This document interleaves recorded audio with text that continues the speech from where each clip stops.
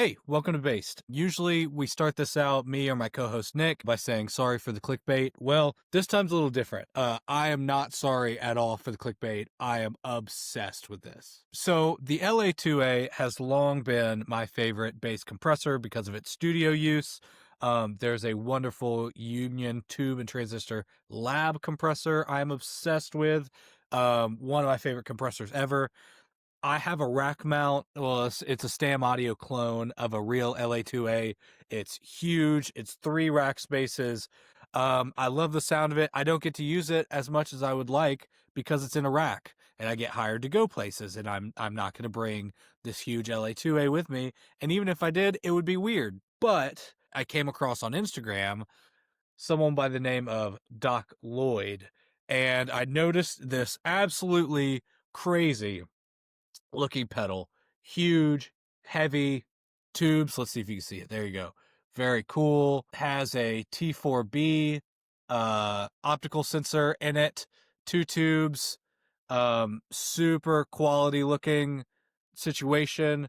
You just never know how these things will look in person, and online it looked like a monster. So I reached out and I thought about it, and I was like, man, I just know that if half the stuff they seem to say about it is true, this is going to be like a favorite for me.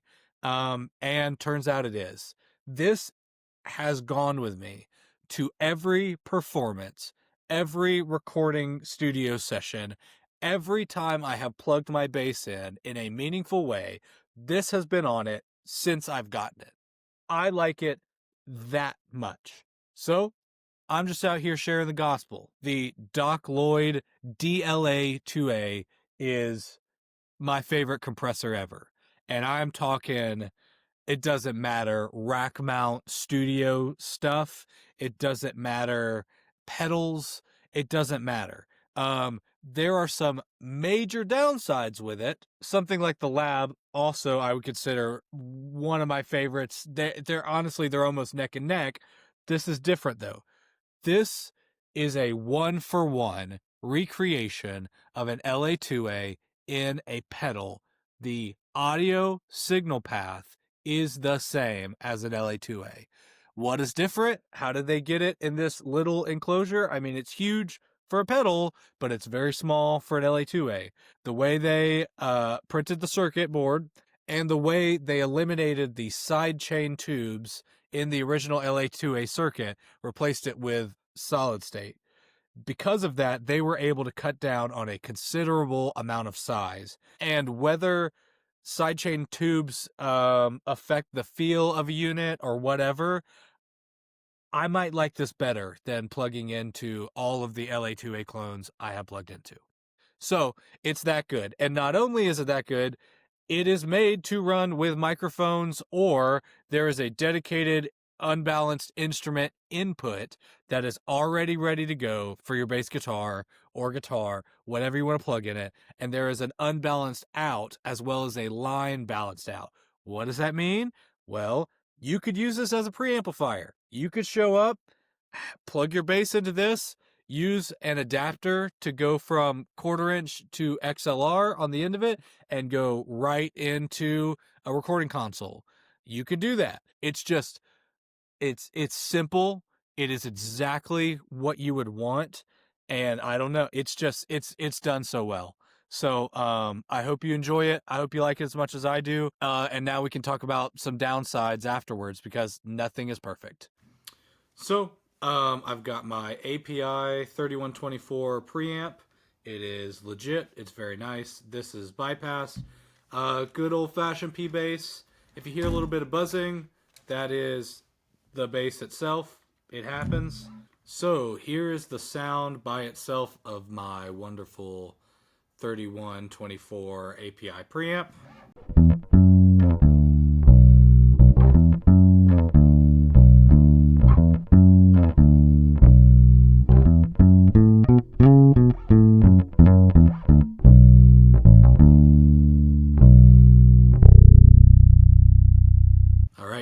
I'm going to level match this really quick.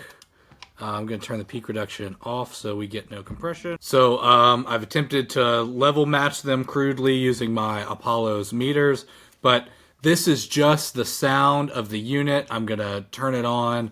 It'll be kind of quick and dirty, but you'll hear it. The meters are the same. Yeah, it might be a slightly different volume, but it's very close, and you're just going to hear the tone of the unit. No additional compression at this point.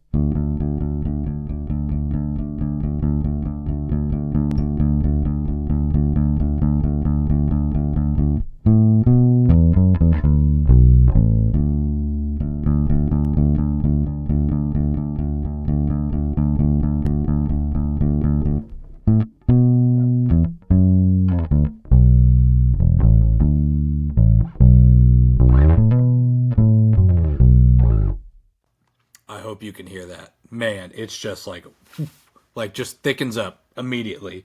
It's not like dirty or anything like that. It's like, if I had to use a dumb adjective, it's creamy. But it's just like oof, like you just get a little bit bigger. And I like that. It's like a warm blanket for your signal. And we haven't even started compressing yet. So I'm going to start dialing in some peak reduction, which is the compression. By the way, with an LA-2A, these kind of work independent. So your signal comes in, you do the peak reduction, and then separately you use that gain knob.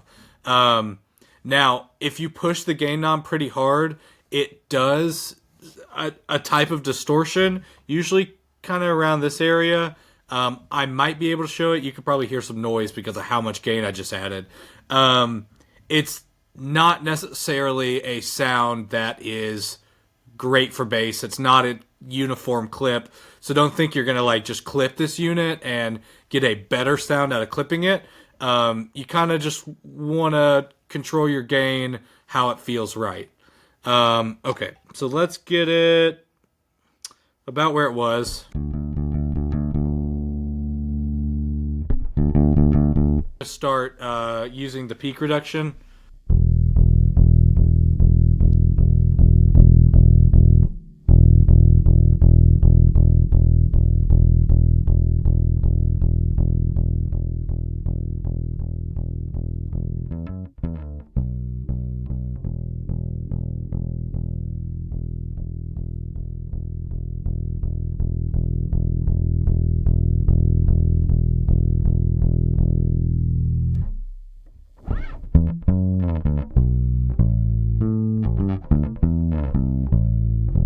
So that is absolutely obliterating the signal. I would never use it like that. But the way we've kind of pushed it to the extreme, you can hear that distortion and tone when you really, really, really push it. So maybe you can remember that sound and start to hear it when we use it at a what I would consider usable setting. I would not consider this usable. There's tons of noise and stuff. It brings up your finger noise. This is not how I would suggest using a compressor or this compressor. However, here's a little bit more.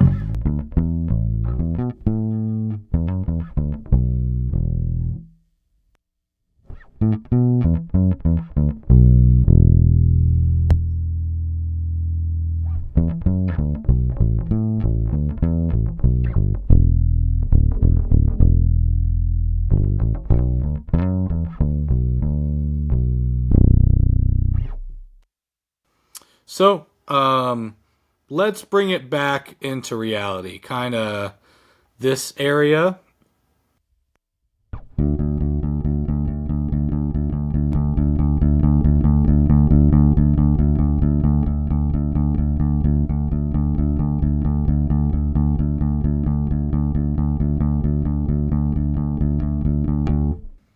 So that, I mean, we just hit 7 dB, which is a ton of compression. I usually do not love running a ton of compression, and this just makes me want to use it more and more.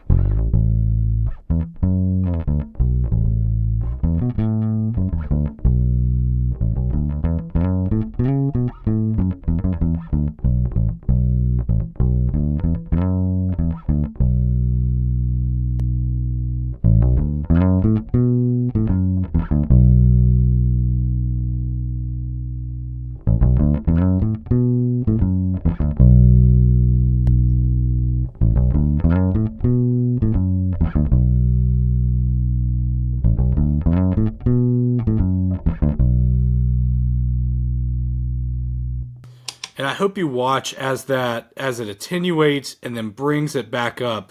The apparent effect of that feels like sustain. It just feels like your bass just envelops. So here is without it.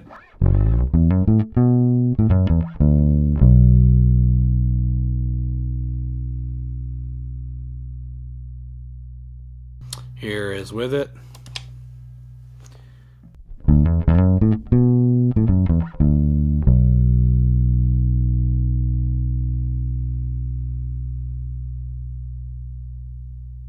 So you just get, it feels like more sustain, and you can take it even farther and get more sustain from there.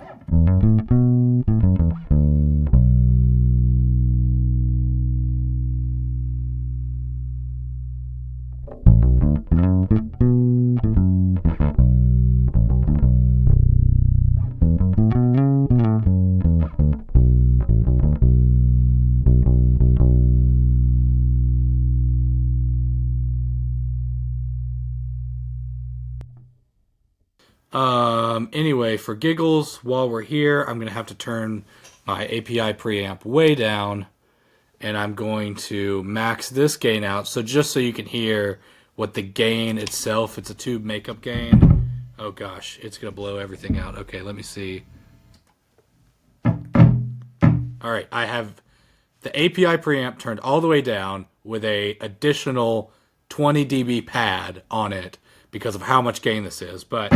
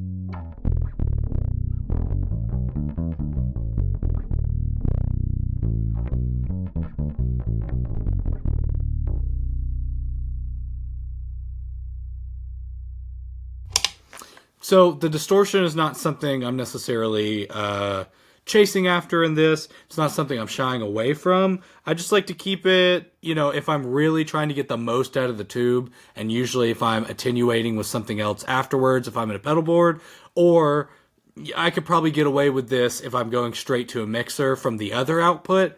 But I like it kind of on the edge of that, but I don't really want to hear apparent clipping. Turn the preamp back up.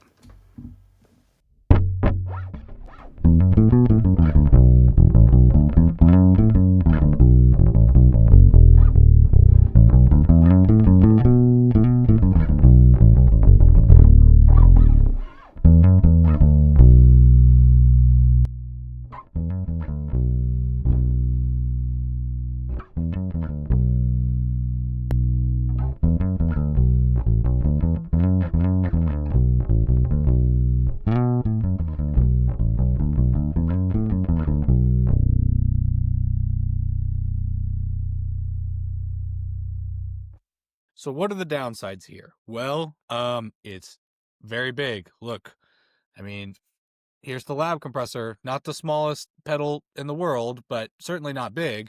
Two of them. It's the size of two of them, way thicker. Okay, so that should be considered. That's a downside. Doesn't bother me. I like big pedals, but if I'm, trying to put together a fly rig,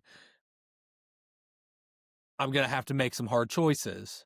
Next, the cost. It is hard to make gear like this. It is hard to re-engineer something like this. And we're getting very niche. Like you guys, you thought I've gotten niche before. Like we are extremely niche. Maybe not forever because I think this is that good, but we're pretty niche. This costs a little over $1,200. And that is not a price to be taken lightly. However, I think it's worth every penny if you're a professional. So just something to be considered. You roll up with this at a real recording session, and maybe for once the engineer goes, "Holy crap, I want to hear that," which has not been my experience with the majority of pedals out there. The other downside is power. It comes with this huge power brick. Um, you can get it where the other side has a switch so that you're turning it off. If your pedal board is going to stay on for a long time, you can turn this off if you aren't actually using it. Try to save some wear and tear on the tubes and how hot it runs. This gets really hot.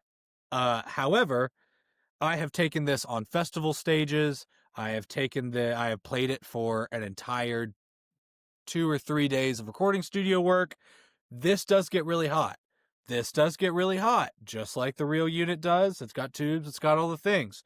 It has survived flawlessly, and if it was going to break down from being in direct sunlight and already being really hot, it would have done so on some of my travels and gigs. If you want to have it powered on a pedal board, that is possible. The power is 12 volt DC, but 1.5 amps. So there's some stuff you can do with chocks. It's on the Doc Lloyd website.